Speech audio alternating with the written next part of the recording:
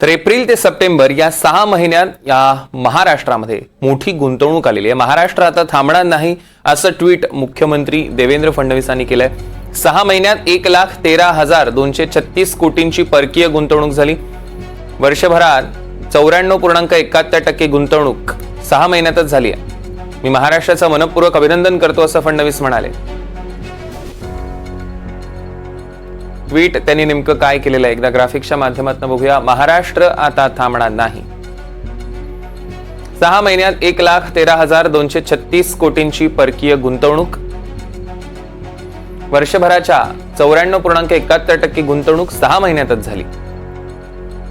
मी महाराष्ट्राचं मनपूर्वक अभिनंदन करतो। महाराष्ट्राची ही घौडदौड अशीच कायम राहील।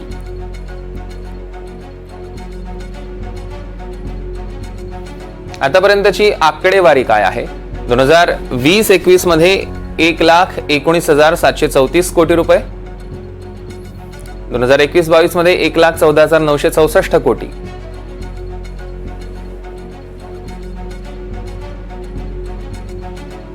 2022-23 मध्ये 1,18,422 कोटींची गुंतवणूक आणि 2023-24 मध्ये 1,25,101 कोटी इतकी गुंतवणूक झाली आहे। यावर आता चंद्रशेखर बावनकुळे यांनी नेमकी काय प्रतिक्रिया दिली आहे बघूया। हा उच्चांक आता सुरुवात आहे।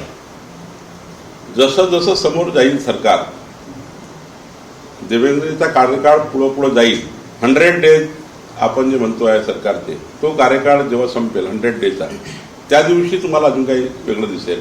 ही सुरुवात आहे, पिक्चर भी बाकी आहे, ट्रेलर आहे। और हे ट्रेलर एवढं सुपरहिट आहे तर पिक्चर किती मोठा असेल। त्यामुळे मला वाटतं देवेंद्र फडणवीस सरकार, आमचं सरकार हे महत्त्वाचं सरकार, आमच्याकरता महाराष्ट्राकरता दिलेलं वचन पूर्ण करेल आणि त्याकरता आम्ही काम करतोय।